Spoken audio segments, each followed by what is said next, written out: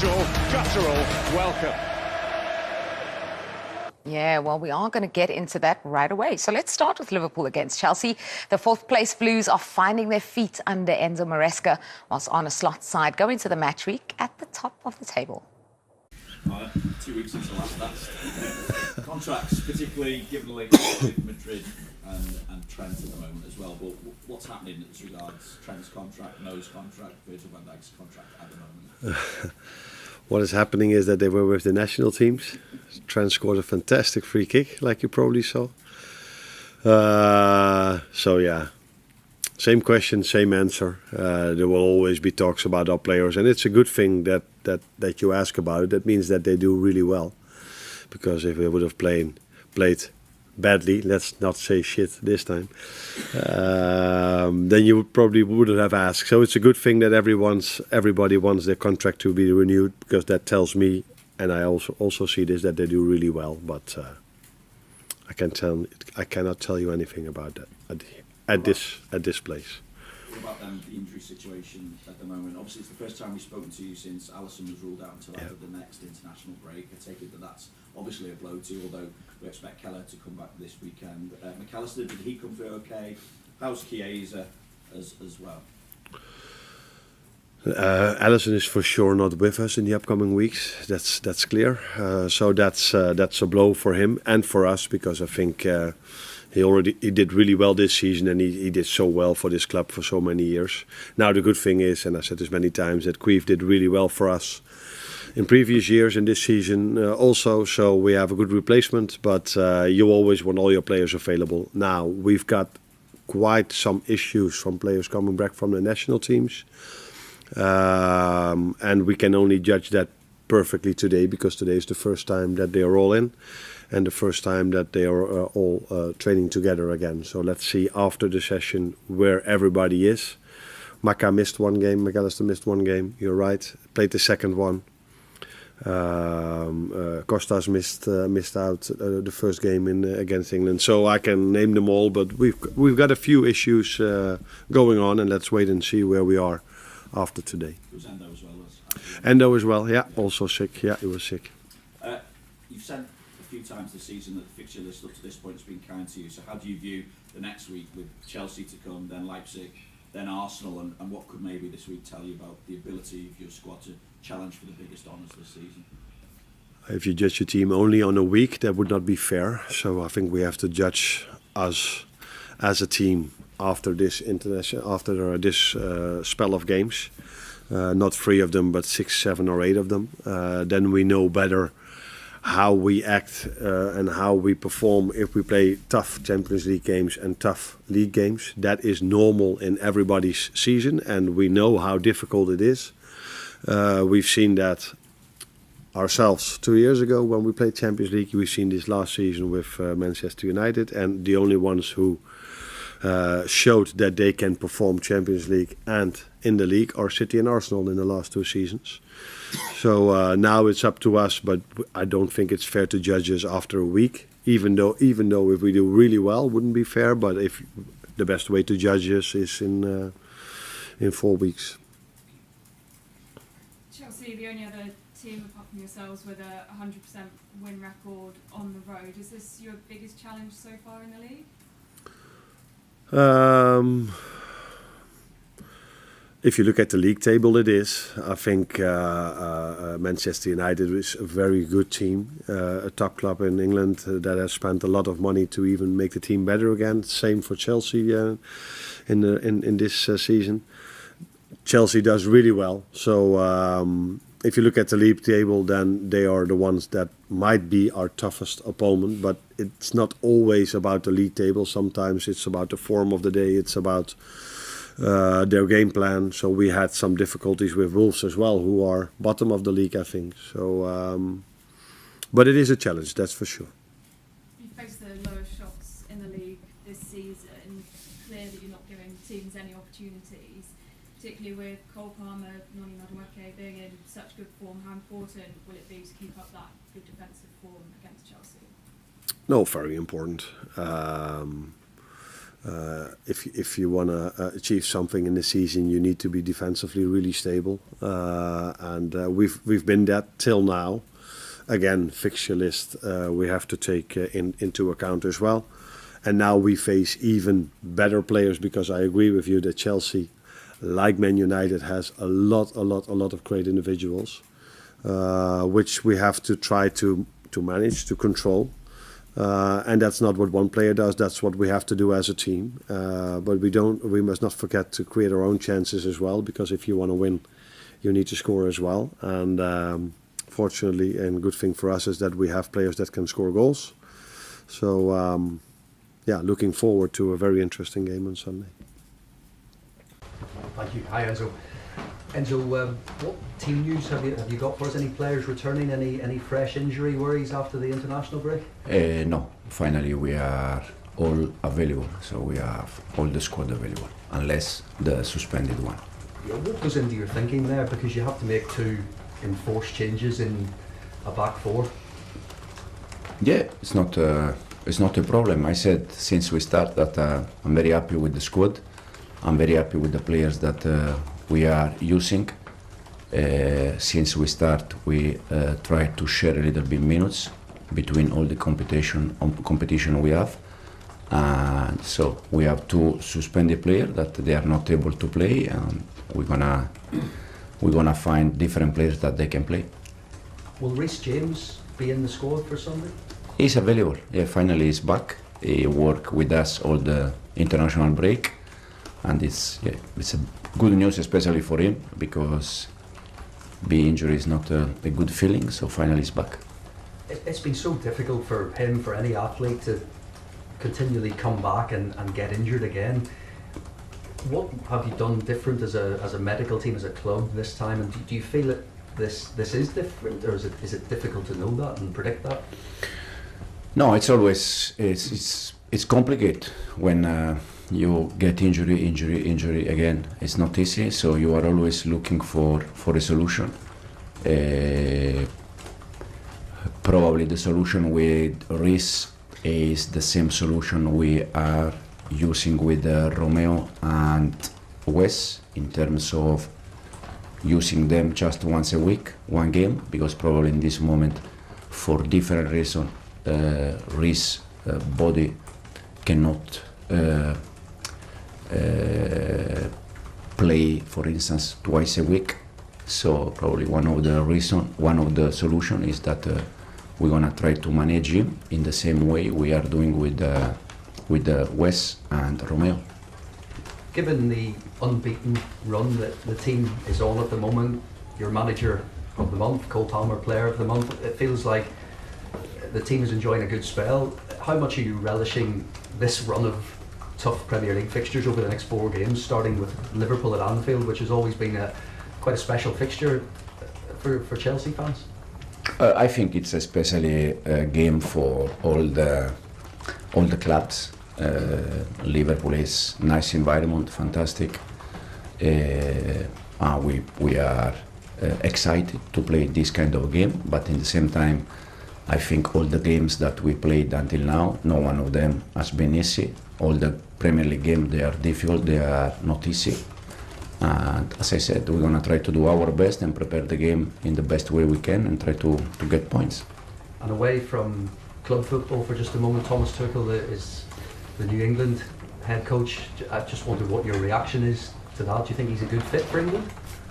Just to say all the best to Thomas and nothing more. I think if people in charge decide for him, I think it's because they are convinced, and I'm not the one that I can judge if it's right or wrong. The only thing I can say, all the best to him, his staff, and no more than that. Some reports that he has been in touch to maybe take some of your staff away. I don't know, what can you say on that, and if they do go, can they combine the roles? I know that one of them has been approached, that is one of the analysts, and we are quite open to leave people to take their chances in case they want to take it. And the other one, I think Hilario, I heard something, but there's been not any approach yet. So This is the only thing I know. But as I said, we are open-minded in terms to allow people to take chances, and also we are happy to keep people that they want to stay, and the one that they want to go, they can go. Hi Enzo, good afternoon. I read an interesting article this morning by Graham Potter, the former Chelsea manager. He spoke about Moises Caicedo. Perhaps you read it as well. What do you think, since you started working with Moises, what do you think you done to help him? Because it feels like now we're seeing the real Moises Caicedo. I don't know, probably it's more a question for him. The only thing I can say is that, as I said already many times, I really believe that to improve as a team, you need to improve the players. And we are trying to, not only with the Moi, but with all the players, to dedicate them time, to spend time with them for extra work, almost every day. At the end of the session, we keep players for extra work. And Mo is one of the players, so we are happy in the way he's playing. We didn't have any doubt about him as a player, as a person, and we are very happy in the way he's playing in this moment. Okay, the debate's already raging in here. Because I said that if you look at the stats, Manchester City are sad. It's no, I think, secret that Liverpool's look easier on paper. And this is the first real tough challenge they have, because Chelsea are in the top 4. You don't agree? I don't agree. I think, listen, match week 6, was it? Where Arsenal were given a scare by Southampton. Manchester City were given a scare by Fulham. And I just think that this is the most competitive league in the world. Who have Liverpool lost so far to this season? Nottingham Forest. Where did they lose? At home. I think the top team's record against the bigger sides is actually good, because you raise your game against the bigger sides. You raised your game. Your clubs that you played for, every time you played against the bigger sides, there is a higher level of performance. But when you're up against sides that are supposedly of a lower calibre, and there is the expectation on you to win, how do you deal with that? And I think this is going to be a super game, because these are two top sides committed to attacking. So it's going to be entertaining anyway. But is it the biggest test of Liverpool so far this season? I don't think so. What do you think? I think it's a little bit dismissive of going to Old Trafford. Yes, Manchester United aren't in their best form, but I think that fixture, Manchester United versus Liverpool, always brings, usually brings the best out in both teams. Absolutely. So I think that would have been, when you looked at Arne Slot's opening weekends, that would have been one that you looked at. I think probably as far as the opposition's concerned, this is the hardest test. I can understand where you're coming from with, I suppose that boils down to concentration. Yes. When you talk about the smaller clubs, and that's where you get your easy points. But so-called when you're playing your Chelseas and your Manchester Cities, they're so-called 6-pointers. So I think this is going to be a really interesting fixture, because I think both managers have started superbly well. They certainly have. How impressed have we been with Liverpool, top of the table, the way that they've played, the only blot on that record, as you mentioned, Nottingham Forest. And this is my point. The appetite, I would argue, wasn't there on that day. Really? It's a terrific goal, but when you think about the defensive record that Liverpool have, the best in the Premier League so far, and yet they were breached so easily on that day by Forest. The first time since '60 that Forest had managed to win at Anfield. And I just feel that as far as this game is concerned, I think it will be won and lost in defence. Because Chelsea have conceded in 5 of their 7 games so far this season. Liverpool have the best defensive record of any team in the Premier League. They're really switched on. Van Dijk is back to his leadership best. Trent Alexander-Arnold is as good defensively as he is going forward. Konate looks a real solid presence in that back line. And you know what you get from Andy Robertson in terms of consistency as well. Whereas Chelsea always give you a chance. Delicious going forward, but at the back they are so open. I don't think we can forget that in that Nottingham Forest fixture, they should have been 3-0 up already. But I think it was. Well, that's the point I make about defence. There's no question marks around their attack. It's the defence. Yeah, but there's also a balance of the manager getting to know the players getting to know the manager, and they are more. controlled in going forward, and some said they lacked a little bit of bite in that game, but it's that manner of the way you approach the game and the way that Arne Slot wants his team to approach the game, and be patient in their build-up, and be patient even when it's come to the end of the game, be composed and wait for that chance to come, and unfortunately it never come from that afternoon. But I think there's a learning curve going on at Liverpool, like I say, with the manager and the players, and I think if you step away from it, take the emotion out of it, I think it's been a wonderful start. I agree. The way that Chelsea have started as well, into the top four, and as you mentioned, their defence is the one weakness, and you know they always concede goals. But that Chelsea attack is really impressive, and Cole Palmer leading the way. We saw it in the kind of season highlights. He keeps breaking records. They showed a video of him this week when, you know, the club was involved in a big brawl and he was just sitting down on the pitch. My moment of the season. All he wants to do is play. I just want to play, man. I just want to play. I don't want to get involved in that nonsense. He just takes one look, sits down, crosses his legs and just folds his arms. You guys knock yourself out, because this is what I'm best at. Well, I mean, you're right, he's sensational. But I tell you what they are starting to get is an understanding. Yeah. They're starting to become a cohesion between them. They're learning about each other. They're building those relationships. And this Chelsea experiment, I think, is starting to come together. And all of a sudden, top ball, it doesn't look so stupid anymore. No, absolutely. You know, when you're a striker in a game like that, Glenn, does Palmer make up your mind for you in terms of the runs he makes? Yes. And does he? Well, especially when he gets on the ball, I think Cole Palmer's first thought is, can I penetrate? So if you're Nicholas Jackson, you're always going to break that line, because you know he's got the ability to be able to get his head up and see you, and if he has the time, he will find you. Right. He'll nail that pass. So it gives you the confidence to keep making those runs, because you've got somebody there. And you can see that relationship budding between the three of them. Madueke, Yes. Nicholas Jackson and Cole Palmer. There's a real understanding. So I suppose the question I'm trying to ask, if you're Liverpool, maybe you stick Endo on him, or you stick someone who's going to stop him being able to supply Man. with You think with go the man to ammunition. man? I think that might be their only option, because if you give him that freedom, that ability to pick out a pass, suddenly he's going to find that pass that finds Jackson, finds Madueke, or finds Sancho. Yeah, I mean, that is... You know, when you're a striker in a game like that, Glenn, does Palmer make up your mind for you in terms of the runs he makes? Yes. And does he? Well, pull the especially strings when he gets on the ball, I think Cole Palmer's first thought is, can I penetrate? Can I pass forward? So if you're Nicholas Jackson, you're always going to break that line, because you know he's got the ability to be able to get his head up and see you, and if he has the time, he will find you. Right. He'll nail that pass. So it gives you the confidence to keep making those runs, because you've got somebody there. And you can see that relationship budding between the three of them. Madueke, Yes. Nicholas Jackson and Cole Palmer. There's a real understanding. So I suppose the question I'm trying to ask, if you're Liverpool, maybe you stick Endo on him, or you stick someone who's going to stop him being able to supply Man on man. with You think with go the man to ammunition. man? I think that might be their only option, because if you give him that freedom, that ability to pick out a pass, suddenly he's going to find that pass that finds Jackson, finds Madueke, or finds Sancho.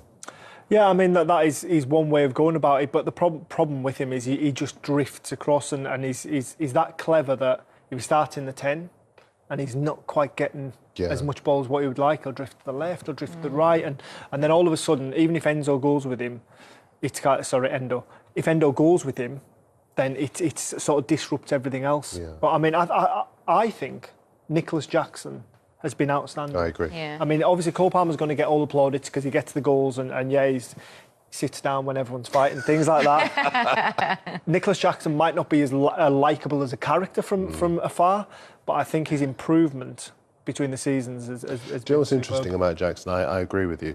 I think Palmer's supreme confidence and ability to take goals has allowed Jackson to progress under the radar. No one's kind of focusing on him because everybody wants to see Palmer. And so that allows Jackson sometimes to score, sometimes he won't. But that's okay because everyone wants to see But he what always Palmer's affects doing. games. Yes, absolutely. With his ability to run in behind, his ability to draw defenders out of position, the pace which unsettle any defence, and he'll unsettle them at Liverpool on Sunday.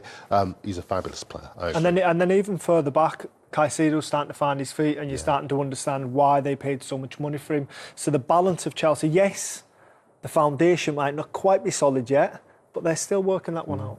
It's very interesting to me because you mentioned the word experiment and you say it is growing the partnerships. It either goes very right in games like Wolves, where there's an avalanche of goals, or in games like Crystal Palace, where they cannot seem to find a second.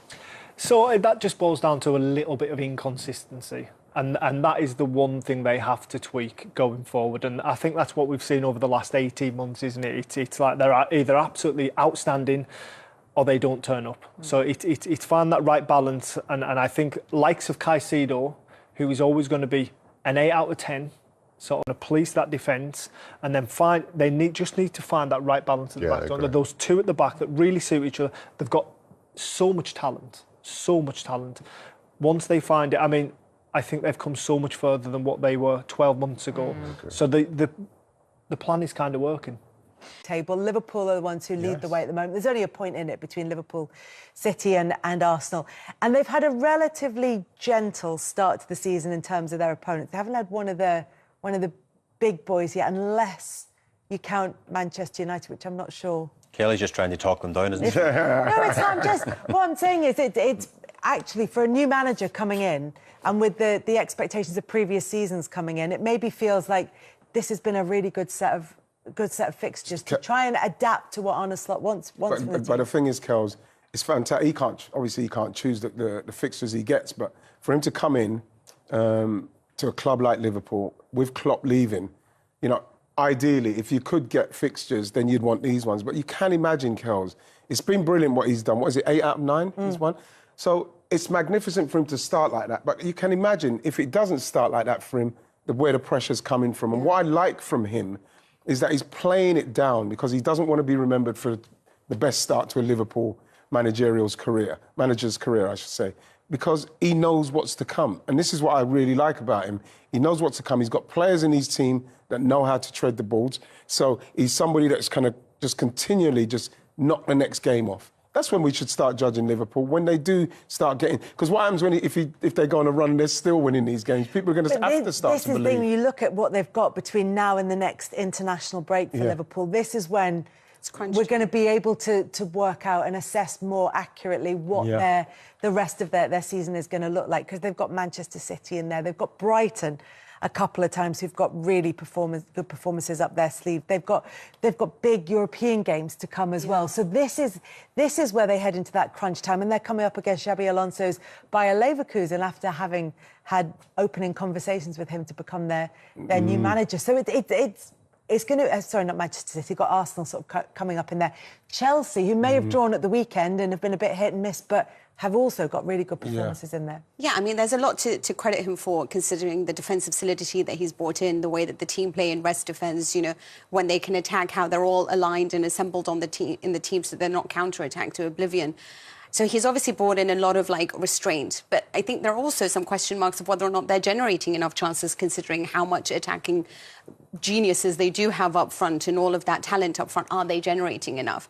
But the question is exactly that. It's too early because they've had, Wolves would just die for this run-in, right? But it is an easy start but it builds confidence, and then it allows these players to start finding their feet, and it's a gentle start. But you're right, we get to judge this in the next lot of games. I think it's good, especially for someone like Gravenberch. In the way that he's adapted to that position.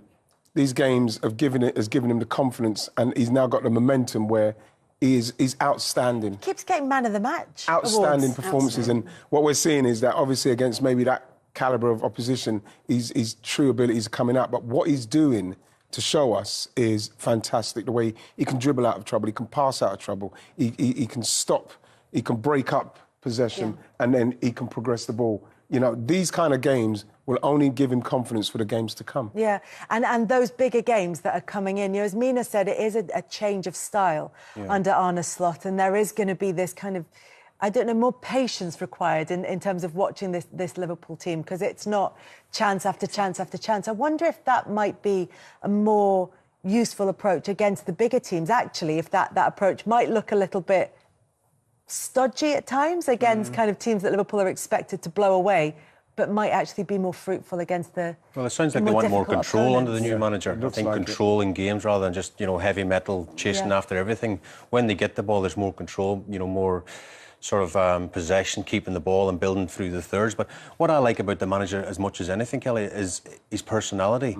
This time, well, whenever Klopp announced he was stepping down, it was like alarm bells was going off around Anfield, around Liverpool, around the Premier League, saying this is going to be a Man United Mark II. There's going to be a drop-off after Klopp. It's going to be a nightmare for the football club. But what Slot has done, he says, I'm not going to change too much. I've got a squad of unbelievable players here, and again, it's about the man management, getting the best out of these players, because he's got world-class players, and he hasn't changed too much.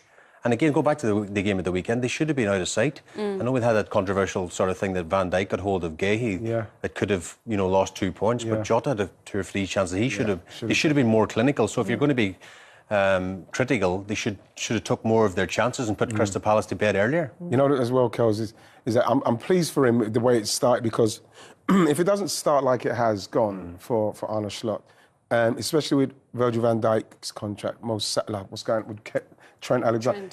If you're starting to get into the situation where he's losing games and these things are happening with these great players coming to the last year of their contracts, you can imagine what the noise will be like.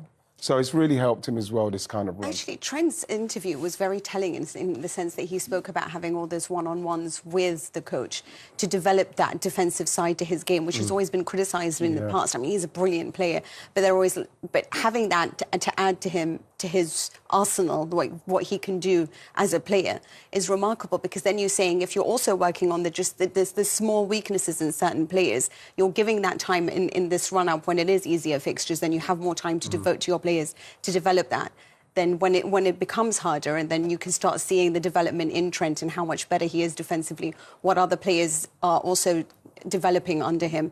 That's the difference between a great coach who can last in Liverpool or one that will leave soon. So if we're saying that sort of title challenge is going to be between those 3 teams and not necessarily starting to work out who's quite going to finish where, then there is, of course, Champions League positions up for grabs. Welcome back to Kelly and Wrighty with Jules Squared and Wrighty Squared. Today we're moving on to chatting about Chelsea, a big win for them, the Cole Palmer show. He takes all the headlines. Yeah, he does. And the move from City to Chelsea is one that will probably not live well in history of Manchester City. But for him to leave Man City and get to Chelsea and perform like he has, whoever spotted that, whoever made that move, has done an unbelievable job, not only for Cole Palmer, but for Chelsea as well, because I don't think anybody saw that coming. No. And nobody saw, when he went from City to Chelsea, the form that he was going to hit, the calibre of player dealing with. And now, again, 4 goals, involved. His football intelligence is somewhere else. It's amazing in that last third. I've never seen him make a poor pass in the last third, and when he comes to finishing, he's absolutely clinical. Yeah, just the vision that he has, the timing of his runs as well has been highlighted as one of his strengths. I think the way he plays is a man that don't mind pressure. That makes him become the person he is on that pitch. He wants everything to go through him. And I always ask myself the question, if he was at City, would he perform the way he's performing now for Chelsea? And in many ways, I always say no, not because he isn't the player he is now, but mainly because of the way Man City play. We play quite slow, in many terms, bore teams to death, wait for that sometimes perfect pass to come up without forcing it, whereas Cole Palmer plays in that hectic pitch where Chelsea just go, don't they? When they get the attack, everything goes through him. So he can do what he wants to do. And it reminds me a little bit, not like me, but when I was first at City, anytime we broke, the ball came straight to me. The same thing's happening to him at Chelsea. And every time he gets the ball, he's doing exactly what Dad says. Every decision he seems to make at the minute is the correct one. And if it doesn't work, the idea is still right in what he was trying to do. But when he does get in those opportunities, he's not only scoring, he's assisting, and he works hard as well. I think people don't realise, you see him back there tracking the fullback if he has to. He helps the team as well. So the way Chelsea are going right now, everyone needs to be careful, because they're doing exactly what Liverpool are doing in many ways, just going quietly about their business and picking up the points, as many as they can along the way. Yeah, I think for Cole Palmer, for some players, that pressure of being the main man can be too much. Cole Palmer made a brave decision to leave Manchester City to go to Chelsea. We saw what he did last season, and there were questions, could he repeat it again? He's just loving it, he's relishing it.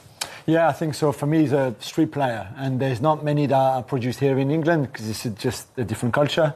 But he plays almost like he was playing on the street with his mate, or on a pitch somewhere, five-a-side. This is it. He's got so much talent, and it's so natural. There's nothing that he overthinks, so there's nothing that he does that he doesn't need to do, really, and that's why I really admire about him. He was disappointed after the game, 4 goals, because he knows he should have had 6. Yeah. And easily 2 assists because he created, I think, 4 big chances in the second half, for example, for other players in the team. So outstanding talent. And I agree with Sean in the sense that he works better in a kind of chaotic environment a little bit, let's put it that way. Although there's more structure to Maresca, to this team under Maresca than there was last season to Pochettino, where there was really not much in place. But this is the perfect balance between a bit of a structure and letting him be free, letting him do what he wants. And the highlight from Brighton, no problem. Give me the ball and I will benefit from it. And I think he's the leader of this young, exciting team. I think you look at him now, and the way he's emerged and what he brings to Chelsea, goals and creativity. If he was a player that didn't come from City and he was here, he would be a player that City would be interested in, surely, with that kind of form. That's what I'm saying about, I know what you're saying, Sean, about how the way they play. But, remember, he come through their academy. He would know how to play with them. But you look at somebody like De Bruyne maybe leaving and that. Could someone like Cole Palmer play in that position in that way? You know what I mean? You could believe that he could score and create. Is he more of a striker, Wright, than a deeper midfielder? No, but the thing is that I think that he could play anywhere from that 8 onward. He could play anywhere. Apart from City, he could play 8, 10, and he could play anywhere across that line with these capabilities. Someone would have to tell me how hard he played for England at the Euros, because this is beyond me. It was tough. It was tough for him to get in there at that stage because, I don't even want to go into it. Trying to squeeze him into the team caused so much headache. So much headache for me. One thing that Jules mentioned, though, which I think impressed all of us, was that in his post-match interview, you've just become the first Premier League player in history to score 4 goals in the first half. And what are you talking about? The fact that you could have had more. Yeah, because he's obviously he's not satisfied, and neither should he be, because rather than think about the 4 goals he scored, he's thinking about the 2 goals he missed. The 4 goals take care of themselves, but him as a professional and where obviously his head is at the moment, he's looking for perfection. And you look at someone like him with his capability and his clinical nature in the way he finishes, he knows he could have scored 6 because the chances were goals that he should have scored. So it's great to have somebody who's playing at a club like that, performing how he is, and scoring like that and winning games, but still is not satisfied. It's a great sign. Well, to become great, you have to always be hungry, and I think if you compare him to other great players, they're never satisfied with the things they don't do right in the game, and for him to get to where he wants to be, that's what he has to notice. In his head, scoring those chances, scoring those chances that he scored, he should do. Yeah. It's the ones he missed that he's saying, come on, man, I could have had 5 or 6 goals today. That would have been better. Yeah. It's probably the standards he set himself. Jules, being at Manchester City, knows the levels that you have to be at and not being satisfied and, just staying humble. As Erlen would say. That's a dig. I knew that was coming. I knew that was coming. He's just staying humble. Kendrick Lamar. Honestly, not just her. That just came out how it came. It wasn't mean to dig into anyone, Jules. Did Palmer also have 4 assists now. I don't know what to ask. Against Wolves? Is he already a season with 4 assists in the same Premier League game against Wolves? I think so. And then 4 goals within the space of, I don't know, the thing with 4 Chelsea, weeks? the thing with Chelsea is that people, like you mentioned, Sean, they're just going about their business there, Jules, but they've got the team. Obviously, they need to sort their defence out. Yeah. They need to sort that out, but they've got a team that if they slowly are able to, Maresca slowly be able to build them. And now, it seems crazy that you say they need experience. Yeah, a bit, yeah. If they can have experience, 2 experienced defenders there, Jules, then you're starting to look at them as a team that, they're going to be kingmakers or they're going to cause problems.